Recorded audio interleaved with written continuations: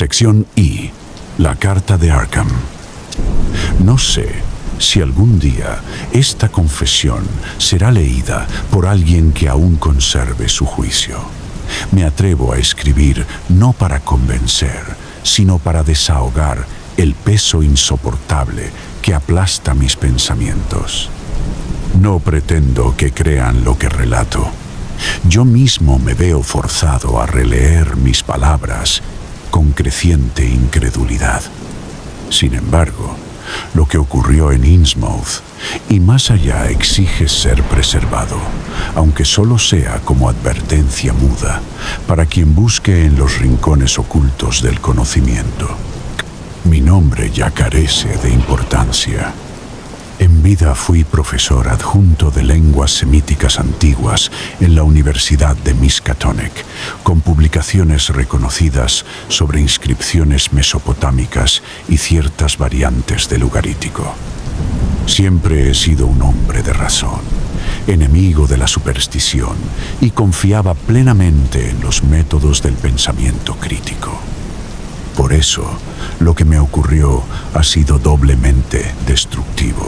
No solo devastó mi cuerpo y mente, sino que desmanteló cada estructura de sentido sobre la que había construido mi existencia. Todo comenzó con una carta antigua, polvorienta, enviada a la biblioteca de la Universidad de Miskatonic desde Arkham, fechada en 1834 y firmada por un tal Obed Marsh. Lo extraño no era su contenido a simple vista, meras instrucciones rituales en un dialecto críptico, sino el hecho de que nadie supiera cómo había llegado allí. El sobre no tenía sello ni remitente y fue hallado entre los pliegos del De Vermis Mysteris, al cual yo mismo había solicitado acceso para una investigación sobre ritos funerarios protofónicos. Aquella carta, aún recuerdo la textura de su papel, grueso como piel curada, y la escritura, de una tinta tan oscura que parecía absorber la luz. No era escrita enteramente en inglés, sino en una amalgama de hebreo bíblico, acadio y un lenguaje que no logré identificar ni siquiera con los textos en protoelamita o los cánticos sumerios del Kudurru. Fue esto lo que me obsesionó, la posibilidad de un idioma anterior a todo lo que conocemos, vestigio de una civilización extinguida mucho antes del amanecer de la historia. Mis primeras traducciones me turbaron. Hablaban de un lugar bajo el mar, de columnas ciclópeas sumergidas, donde las leyes del tiempo y la carne no eran constantes. Y mencionaban nombres que, aunque innombrables, despertaban un escalofrío primigenio al ser leídos. Jah, Time, Ley, Dagon, Hydra y otros aún más oscuros que parecían vibrar en frecuencias no destinadas al oído humano. Fue entonces cuando decidí viajar a Innsmouth. Mi viaje a Innsmouth fue, en apariencia, una excursión académica como tantas otras. Solicité una excedencia de 2 semanas en la universidad, alegando estudios de campo relacionados con dialectos coloniales en la costa de Massachusetts. No era del todo una mentira. El habla de los habitantes de Innsmouth era conocida por su peculiaridad, una mezcla de inglés anticuado con acentos guturales casi imposibles de clasificar. Pero mi verdadero objetivo era rastrear el origen de la carta de Obed Marsh y su inquietante contenido. Llegué a la estación de Newburyport en una tarde gris, con nubes densas y un aire húmedo que parecía anunciar tormentas. Desde allí, tomé el desvencijado autobús que salía hacia Innsmouth 2 veces por semana. El vehículo era viejo, con asientos desgastados y ventanillas empañadas por el salitre. El conductor, un hombre pálido de mandíbula exageradamente alargada, apenas respondió a mis saludos. Durante el trayecto, noté su costumbre de evitar ciertos tramos del camino, desviándose por senderos más largos y tortuosos. Viejas zonas anegadas, peligro de hundimiento, murmuró cuando pregunté. Desde el primer momento, algo en el paisaje me inquietó. Las colinas parecían demasiado lisas, como si hubieran sido erosionadas no por la lluvia, sino por alguna fuerza más antigua.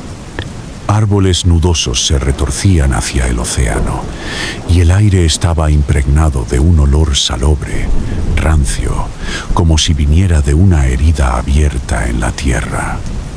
Cuando el autobús entró finalmente en Innsmouth, sentí una presión extraña en el pecho, una opresión sorda, inexplicable, como si la misma atmósfera del lugar estuviera contaminada por algo primigenio. La ciudad, si puede llamarse así, estaba en ruinas. Casas coloniales agrietadas por la humedad, techos colapsados, calles desiertas. Sin embargo, entre esa decadencia, noté una inquietante regularidad. Muchas de las construcciones tenían símbolos tallados en los marcos de las puertas, formas curvas e intrincadas que recordaban los glifos de la Carta de Marsh. No eran simples decoraciones, sino marcas rituales, protectoras o invocadoras. Me estremecí al reconocer uno de ellos, un ideograma que, según mis traducciones, significaba escamas del padre dormido. Me hospedé en la única posada en funcionamiento, el Gilman House Hotel, una estructura lúgubre de madera ennegrecida, cuyas paredes crujían con cada ráfaga de viento. El recepcionista, un hombre encorvado de ojos hundidos y piel resbaladiza, me entregó la llave sin pronunciar palabra. Solo cuando subí a mi habitación y cerré la puerta con doble pestillo, me di cuenta de que el suelo del pasillo tenía marcas de pisadas húmedas que no coincidían con forma humana alguna. Aquella noche no dormí. Afuera, el viento traía consigo un canto grave, como si 1000 gargantas subacuáticas susurraran en una lengua perdida. Y bajo mi ventana, entre los callejones oscuros de la ciudad muerta, vi sombras que no caminaban, sino reptaban.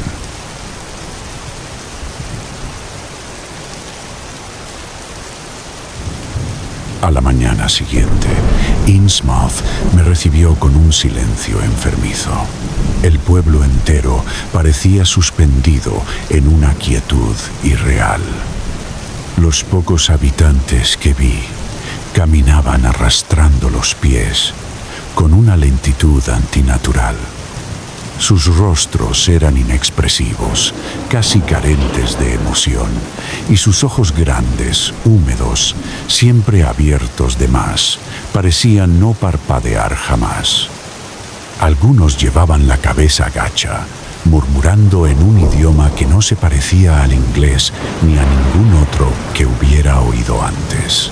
Sonaba más a un croar rítmico como de anfibios. Intenté conversar con un hombre de mediana edad que descansaba en el umbral de una tienda abandonada.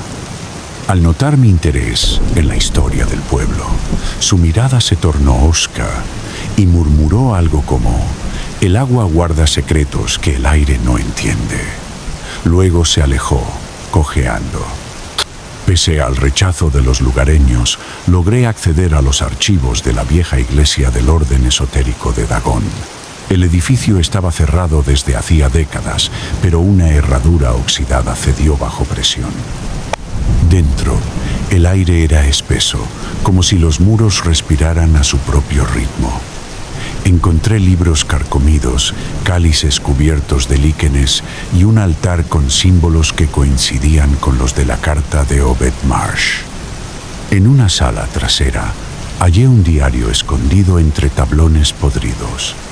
No tenía nombre, Solo fechas: 1830 a 1846. El autor hablaba de una expedición a los mares del sur, de un contacto con los profundos y de un pacto sellado con sangre y agua salada. Mencionaba a Obed Marsh como el primero que escuchó la canción. En sus últimas entradas, el autor describía mutaciones. Al principio, deformidades sutiles, ojos agrandados, piel viscosa, pérdida de vello.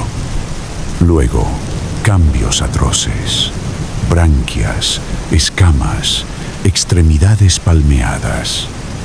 Lo más inquietante era su tono.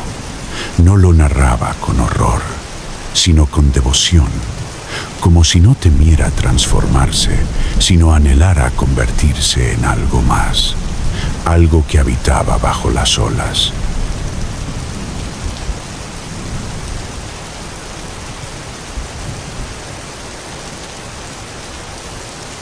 Dormí apenas unas horas, atormentado por sueños de aguas negras, ciudades sumergidas y cánticos que parecían vibrar en los huesos.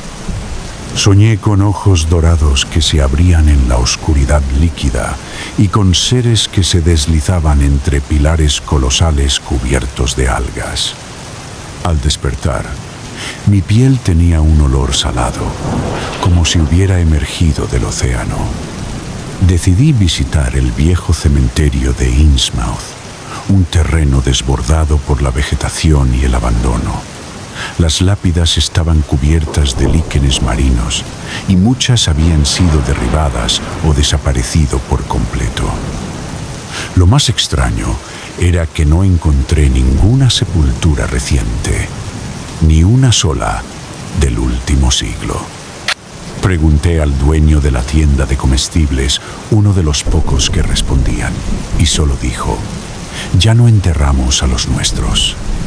En el extremo norte del camposanto hallé un mausoleo semihundido, cuya entrada había sido sellada con cadenas oxidadas. El símbolo tallado en su frontón era el mismo que aparecía en la carta y en los escritos del templo. Un glifo que combinaba curvas serpentinas con lo que parecían branquias o fauces. Me arrodillé frente a la piedra y, sin saber por qué, susurré una palabra que no había leído ni oído antes: Ya Entley. El aire se volvió más denso de inmediato y por un instante creí oír una respuesta. No un eco, sino un murmullo desde muy abajo, como si alguien o algo hubiera despertado.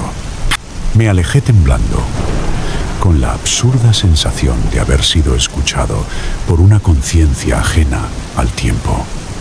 Al regresar al hotel, el recepcionista ya no me miró con indiferencia. Su rostro era más anguloso, su piel más tersa, pero sus ojos brillaban con una claridad antinatural. «Está cerca del umbral», dijo en voz baja. «¿Sabe usted lo que canta el abismo?» Esa noche comencé a sangrar por la nariz sin razón aparente.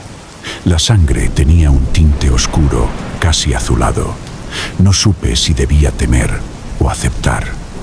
Al día siguiente, decidí visitar la Biblioteca Marsh, un edificio que apenas figuraba en los mapas locales. Fue construida, según una placa corroída por el salitre, en 1873, por descendientes de Obed Marsh. Nadie la atendía, pero la puerta estaba abierta, como si me esperara. Dentro, el silencio era denso, casi sólido. Las estanterías se curvaban bajo el peso de volúmenes imposibles, manuscritos sin título, libros sin autor, páginas escritas en idiomas que solo reconocí vagamente. El aire olía a moho, a tinta antigua y a mar. En una vitrina polvorienta encontré un libro encuadernado en una piel que no parecía humana ni animal. Al tocarlo, sentí un leve estremecimiento en los dedos, como si la cubierta tuviera pulso. Lo abrí con precaución. El texto estaba escrito en una mezcla de latín corrupto y signos no euclidianos.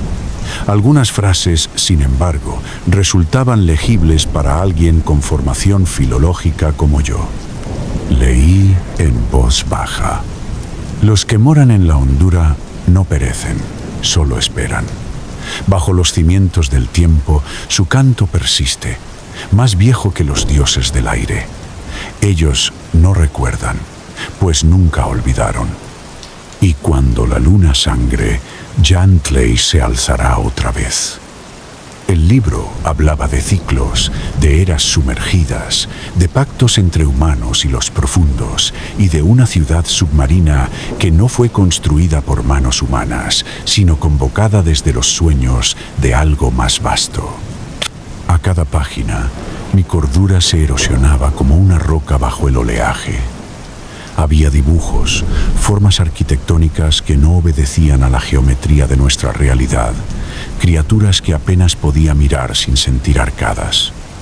En las últimas hojas hallé un mapa rudimentario del litoral de Innsmouth. Una línea descendía desde la costa hasta lo que el texto llamaba la boca sumergida de Yantley. Sentí que el conocimiento me devoraba, y sin embargo, deseé más. Fue entonces cuando la sombra se deslizó entre los estantes, sin ruido, sin rostro, sin forma, solo una sensación. Estaba acompañado. Ya no observaba los secretos. Eran ellos quienes me observaban a mí. Esa noche, el sueño no me ofreció consuelo. Me despertó un sonido rítmico, húmedo, como si algo se arrastrara bajo el suelo del Gilman House. Me quedé inmóvil, apenas respirando. El crujido continuó, intercalado con un murmullo que no provenía de garganta humana. Era un susurro gutural, cargado de humedad, pronunciando palabras imposibles. Me levanté, temblando, y coloqué el oído contra el piso. Lo que oí me heló la sangre. No era uno, sino varios. Voces superpuestas, repitiendo un cántico en aquel idioma olvidado. Reconocí una palabra, Yantley. La repetían como una plegaria, como si llamaran a algo que dormía bajo los cimientos del mundo. Al incorporarme, vi algo moverse por el umbral de la puerta. Una silueta baja, encorvada, de ojos brillantes. Se escurrió sin hacer ruido. Salí tras ella, pero el pasillo estaba vacío, salvo por el rastro, gotas de agua salada y una estela de limo que conducía hacia la escalera del sótano. Dudé, pero la compulsión era más fuerte. Bajé. La humedad era total. Las paredes del sótano sudaban agua de mar. En un rincón, entre cajas podridas, hallé una trampilla abierta. Bajo ella, un túnel estrecho, de piedra irregular, descendía hacia la oscuridad. De él ascendía un aire frío, cargado de sal y algo más, una presencia. Sentí que al mirar al fondo, algo también me miraba. No bajé, no aún, pero supe que lo haría. Durante el día, el pueblo parecía más vacío que nunca. Incluso los pocos rostros deformes que antes cruzaban las calles se habían desvanecido. Las ventanas estaban cerradas, como si Innsmouth aguardara algo. El mar, siempre presente, golpeaba la costa con una insistencia enfermiza, como si llamara. Volví al túnel esa tarde, incapaz de resistir. Bajé con una linterna temblorosa en una mano y el libro robado de la biblioteca Marsh en la otra. El pasadizo descendía en espiral y las paredes estaban cubiertas de símbolos grabados, muchos de los cuales reconocí, Invocaciones, advertencias, genealogías de razas que no eran humanas. El aire olía a sal, a sangre y a algo más. Un hedor antiguo, parecido al de peces en descomposición, pero con una cualidad ácida, metálica. Mis pasos resonaban extrañamente, como si el eco no regresara exactamente igual, como si fuera imitado por otra cosa. Llegué a una cámara circular, tallada en piedra negra. En su centro, un pozo sin fondo. No era un simple hueco, era una abertura viva, que parecía respirar. Sentí un tirón en la mente, como si algo desde abajo intentara penetrar mis pensamientos. Comencé a recitar, sin entender por qué, fragmentos del libro. Las palabras salieron solas, como si ya las supiera desde siempre. Cuando pronuncié el último verso, el agua comenzó a subir. Y con ella, algo más. Del pozo brotó primero una neblina densa, salobre, que olía a tiempo muerto. Luego, un sonido. No era rugido ni canto, sino ambas cosas.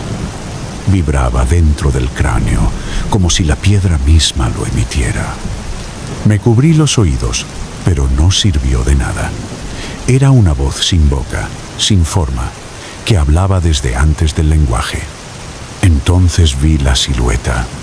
No sabría decir qué forma tenía. Cambiaba. A veces era una columna de carne oscura, a veces una masa de ojos, branquias, tentáculos. No caminaba ni flotaba, simplemente era. Su presencia llenaba la cámara, incluso antes de emerger por completo. Sentí un terror puro, ancestral, no como el miedo a la muerte, sino a la revelación. Supe no por deducción, sino por imposición que aquello era uno de los profundos mayores. No una criatura, sino una manifestación de las fuerzas que gobiernan el abismo.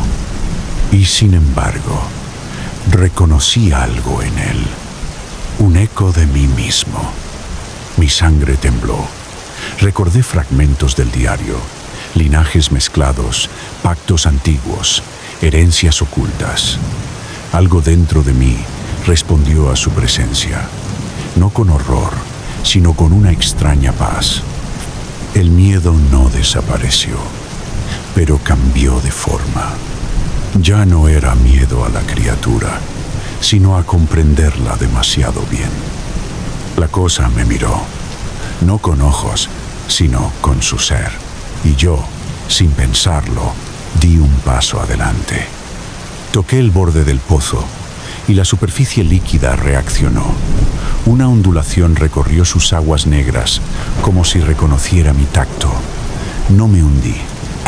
La sustancia, más densa que el agua, sostenía mi mano con una calidez viscosa.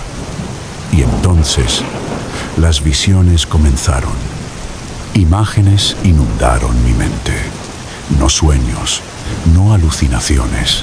Recuerdos que no eran míos, pero que vivía como si siempre me hubiesen pertenecido. Vi ciudades sumergidas, vastas y no euclidianas, cuyos edificios pulsaban con luz bioluminiscente. Vi criaturas de escamas y garras orando ante un trono hecho de conchas y huesos de cetáceos. Escuché los nombres: Ya, Thley, Dagon, Madre Hidra, y otros que eran solo vibraciones imposibles de pronunciar. Vi a Obed Marsh, de pie en un barco, pactando con las profundidades. Lo vi regresar con ofrendas y palabras nuevas, enseñando a su linaje el culto del abismo. Y vi generaciones nacer, deformarse, adaptarse. Vi mi rostro, no como es ahora, sino como será, o como fue. Branquias en el cuello, ojos sin párpados, piel grisácea. Una figura híbrida, ni humana ni profunda, sino una transición. Una puerta entre dos mundos. Yo. Cuando la visión se desvaneció, el pozo volvió a callar. Me arrodillé, sin fuerzas. No lloraba, no podía. Algo se había quebrado dentro de mí, pero no sabía si era mi cordura o mi humanidad. Entonces comprendí. No fui a Innsmouth buscando el misterio. Fui llamado.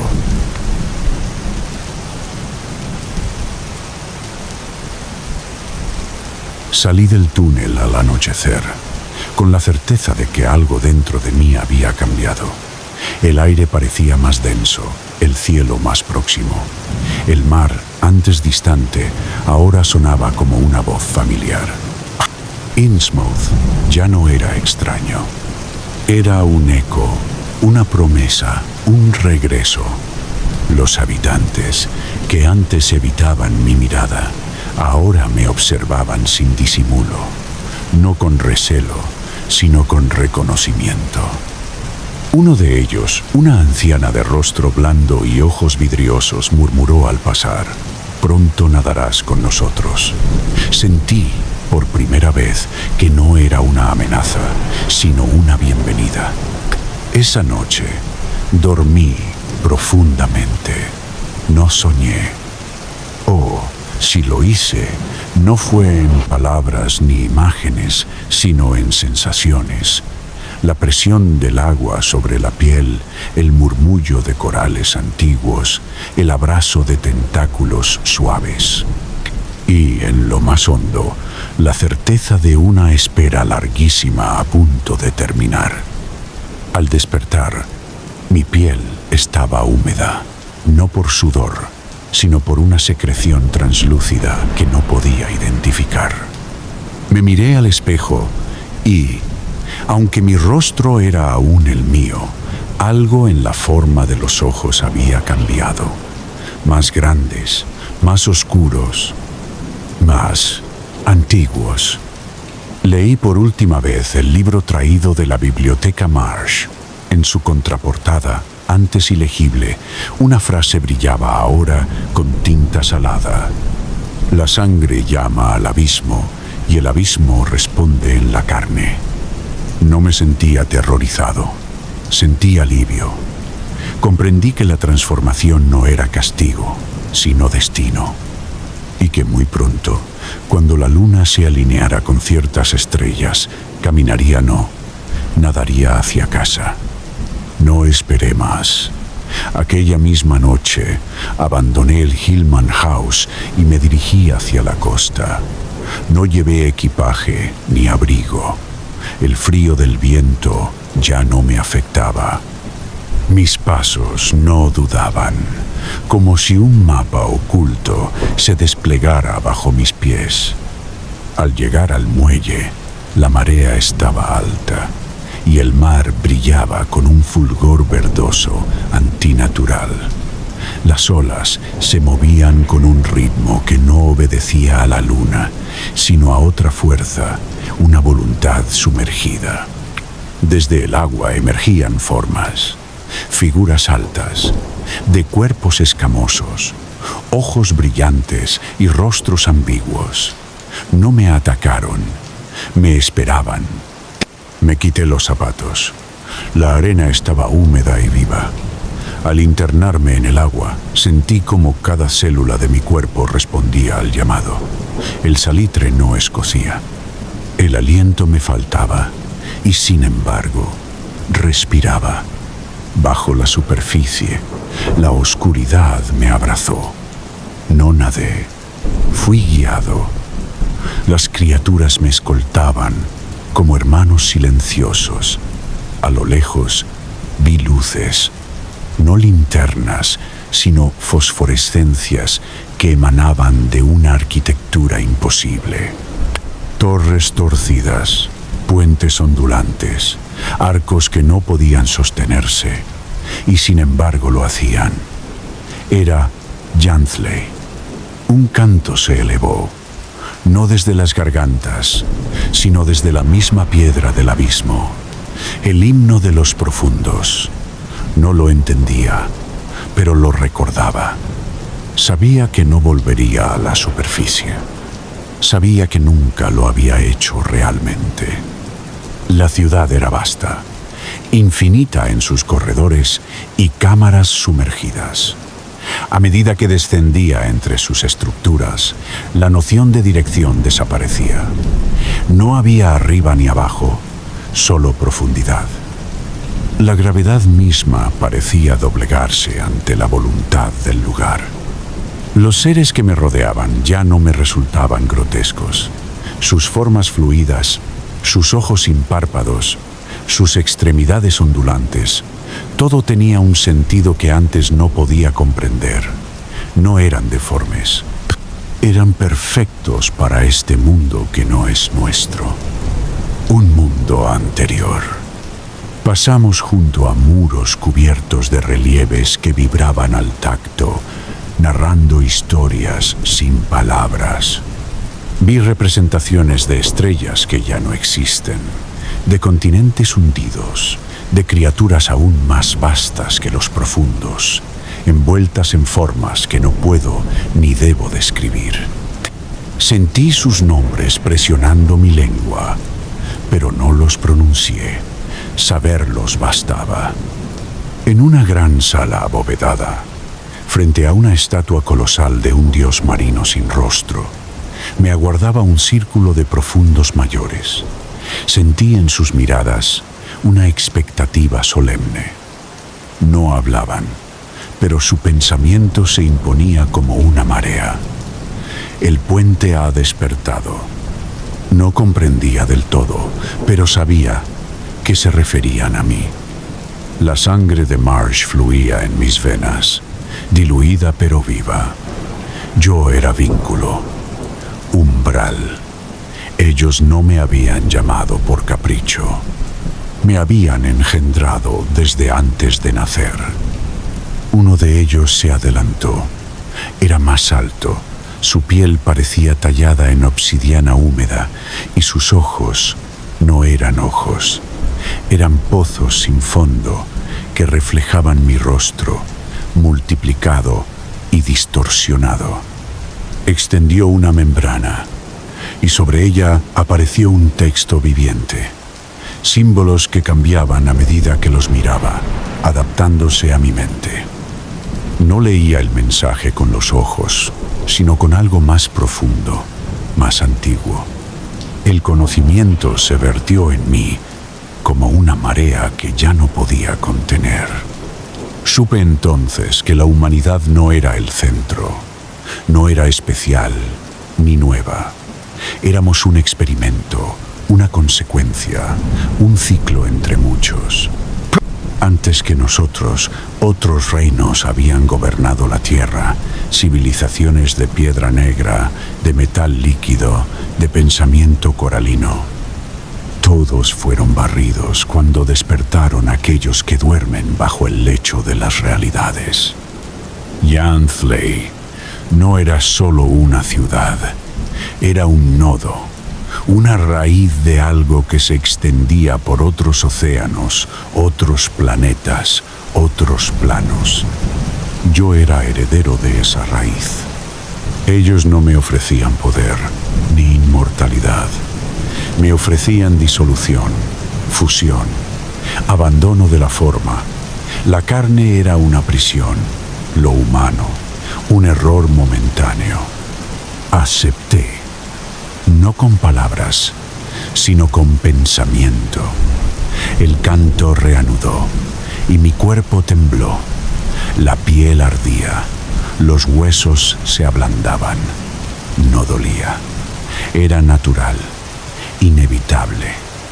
Así comienza el olvido de mi nombre. Mi cuerpo cambió lentamente, no en minutos ni horas, sino en una continuidad que parecía fuera del tiempo. Sentía las articulaciones ceder, los pulmones adaptarse, los ojos abrirse a frecuencias que antes me estaban vedadas. Vi corrientes invisibles fluyendo por la ciudad, corrientes de pensamiento, de memoria líquida, Me sumergí en ellas y comprendí cosas que antes me habrían quebrado la razón. No eran ideas. Eran estructuras enteras de existencia que se transmitían como ecos, como cantos sin sonido. Una mañana, aunque no hay mañana bajo las aguas, me llevaron a una cámara que no parecía hecha por los profundos. Era más antigua. Las piedras vibraban con otro ritmo, más lento, más profundo. Allí vi a los otros. No eran profundos, tampoco humanos. Eran los precursores, restos de una raza anterior incluso a los constructores de Giant Lei. Sus cuerpos estaban dormidos, suspendidos en estanques de líquido oscuro. Pero sus mentes, sus mentes no dormían. Al tocar el borde de uno de los estanques, me vi a mí mismo desde fuera, como una figura frágil, insignificante, flotando en un cosmos descomunal e indiferente. Y más allá de eso, vi las entidades verdaderas, aquellos que ni siquiera los profundos nombran. Presencias cuya mera conciencia aplasta los sentidos. Uno de ellos abrió un ojo. Mi alma gritó, o lo que quedaba de ella. Me alejaron a tiempo, no para salvarme, sino para preservar el puente que aún representaba. Todavía no era tiempo, pero pronto lo sería. Recibí, como todos los que se preparan para el tránsito, un objeto, no una reliquia ni un talismán, sino un fragmento. Parecía una piedra, aunque pulsaba como carne viva. Tenía forma irregular, y su superficie cambiaba cada vez que la observaba. A veces era sólida, a veces líquida, nunca constante, jamás confiable. Me dijeron que era parte de la forma original, aquello que precedió la materia y las leyes. Una astilla de realidad anterior a nuestro universo, arrojada a este plano por accidente o por advertencia. Nadie sabía cuántas existían. Algunos decían que solo 7. Otros que infinitas, todas soñándose entre sí. Cuando lo sostuve, el agua a mi alrededor vibró, no con sonido, sino con propósito. Sentí que el fragmento me pesaba más en el alma que en la mano. En él había voces, ecos de seres que no nacieron ni morirán. El fragmento recordaba, y al sostenerlo, yo también comencé a recordar. Pero no mis recuerdos, no los de mi vida humana, ni siquiera los de mis ancestros profundos. Recordaba otras existencias, una mente hecha de vapor que flotaba sobre un sol muerto, una criatura sin cuerpo que viajaba entre las órbitas de galaxias extinguidas, un pensamiento atrapado en una estructura de marfil bajo un mundo congelado. Eran yo, o lo serían. El fragmento brilló brevemente, y entonces supe que la transformación aún no estaba completa. Faltaba un último paso, regresar a la superficie y llevar la semilla de Jae-a-Entel de nuevo al mundo de los hombres.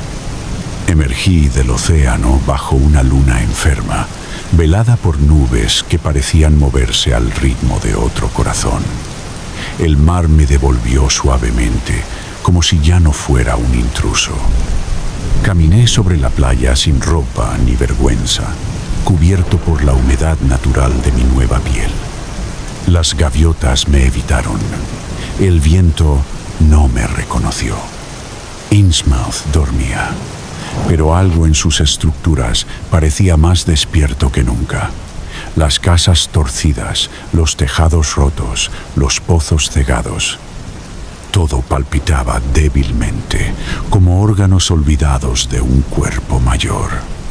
Comprendí que la ciudad era un caparazón, un huevo aún por abrirse. No fui al Gilman House, no lo necesitaba.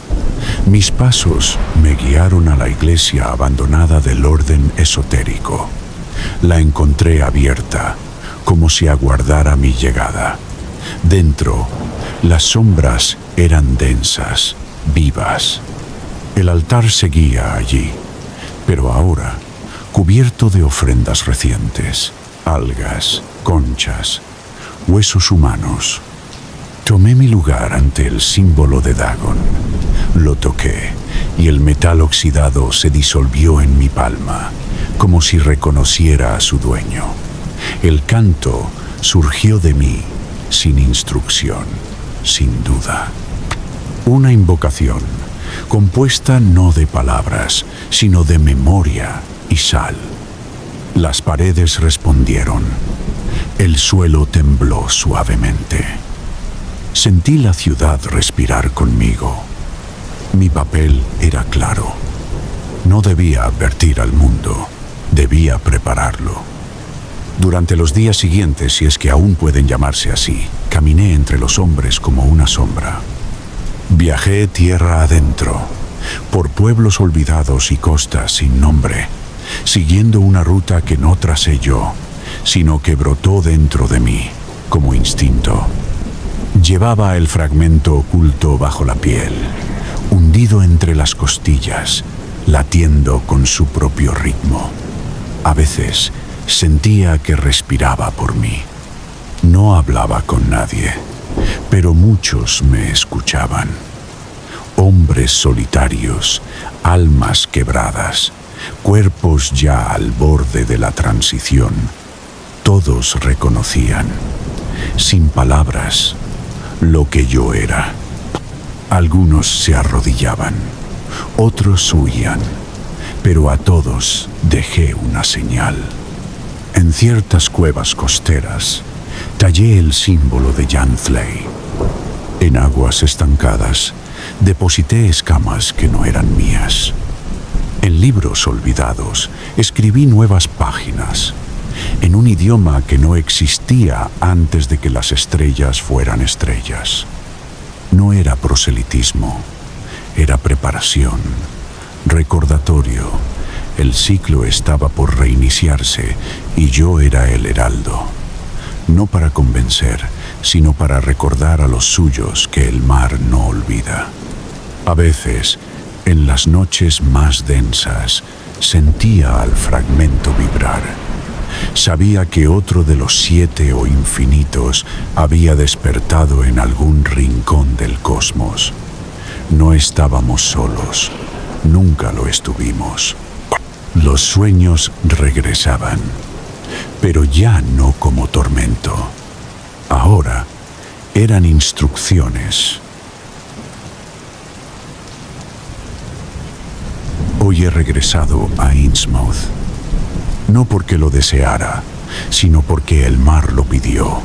La ciudad sigue allí, rota y húmeda, como si no hubiera pasado el tiempo desde mi partida. Pero bajo las maderas podridas y las calles vacías, algo se ha movido. Jan, Fley respira más fuerte. La marea ha subido. Las lluvias no cesan. Esta noche, el fragmento ha comenzado a quemar dentro de mí. No como fuego, sino como memoria activa, como si ya no solo contuviera conocimiento, sino instrucciones. A través de él, escucho el llamado de otros portadores. En islas hundidas, en ciudades selladas bajo el hielo, en desiertos donde las piedras cantan a las estrellas, otros fragmentos despiertan, se aproximan. Los profundos me rodean en la costa, emergiendo uno a uno sin violencia. Ya no los temo, ya no los distingo de mí. En sus ojos tan antiguos, tan pacientes, solo hay espera. Ellos no celebran ni suplican, ellos saben.